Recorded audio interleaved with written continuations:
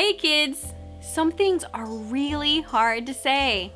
There are tongue twisters, like Peter Piper picked a peck of pickled peppers, or Sally sells seashells by the seashore. And this one is really hard. The skunk sat on a stump and thunk. The stump stunk, but the stump thunk, the skunk stunk.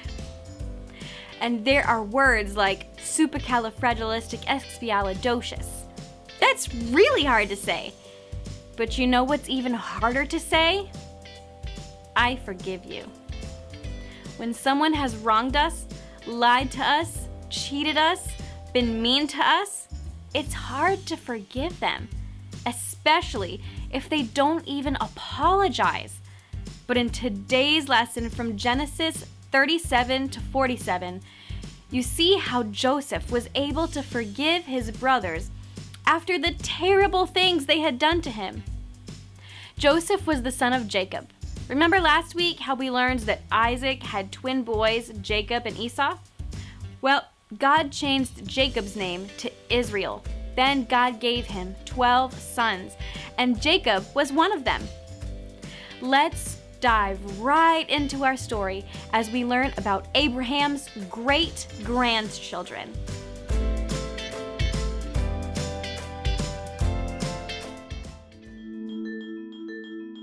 God changed Jacob's name to Israel. Years later, he got married and had 12 sons. That's a lot of diapers. Time passed, and his sons started growing up, and his youngest son, Joseph, was his favorite. He gave Joseph a special gift that he didn't give to any of his other sons, a special, colorful coat.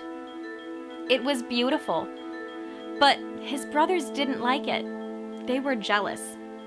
Actually, they were so jealous of Joseph that they began to hate him.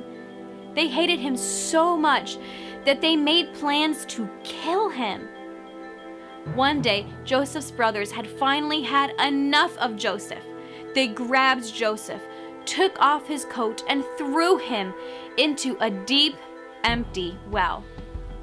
Most of the brothers planned on letting Joseph die in the well, but one of his older brothers, Judah, came up with a quick plan to save his life. Judah said to his brother, "What good is it if we kill our brother? Let's sell him to some traders instead." Joseph became a slave in Egypt, but his troubles weren't over yet. Someone accused him of doing something he didn't do, and he got thrown into prison. Poor Joseph. He didn't deserve any of this.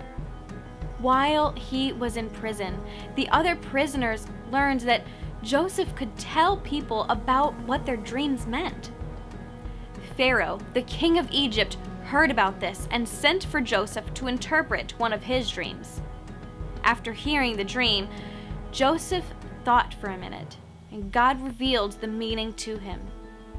Joseph explains to Pharaoh that there would be 7 wonderful years of crops, but after that, there would be 7 years of famine, a time when food wouldn't grow and there wouldn't be enough to eat. Pharaoh was so impressed with Joseph that he put Joseph as second in command over the land of Egypt. He was the second most powerful person in all the land. He would make sure that Egypt stored up food during the 7 good years so that everyone would have enough to eat during the 7 years when crops didn't grow. When the famine finally hit, Joseph's brothers traveled to Egypt to buy food. These were the same brothers who hated Joseph so much that they threw him in a pit and planned to kill him, then sold him into slavery. Now, Joseph was in charge. If he wanted to, he could get revenge on his brothers. He had the power to have them arrested or even killed. But you know what? That's not what he did. After a little while of pretending he didn't know who they were, Joseph finally revealed himself to his brothers. Then he forgave them. He told them, "Don't be angry with yourselves because you sold me here. God sent me ahead of you to save many lives. What you meant for evil, God meant for good." Joseph hugged his brothers. Can you imagine that? Instead of getting revenge, Joseph forgave them.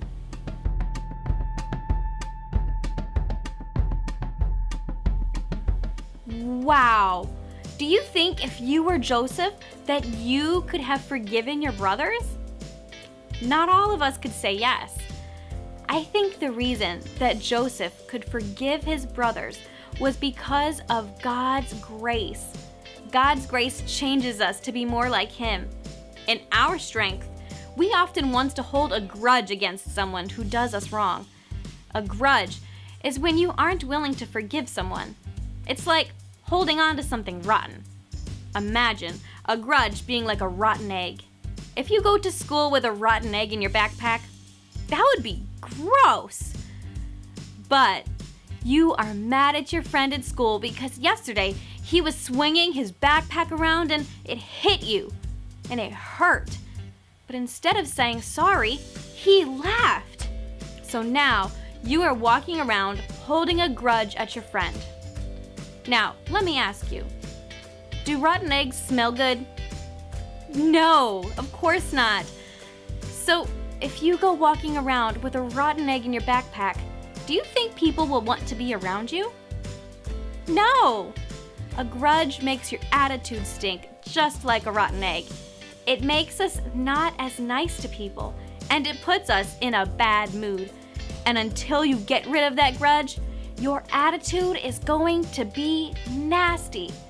So open up your backpack and throw out that rotten egg. You know, we are called to be like Christ.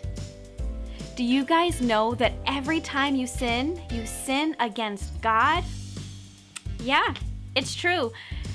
And does He always forgive us every time we sin? Yeah, He does. His love is never ending. He forgives us because He loves us.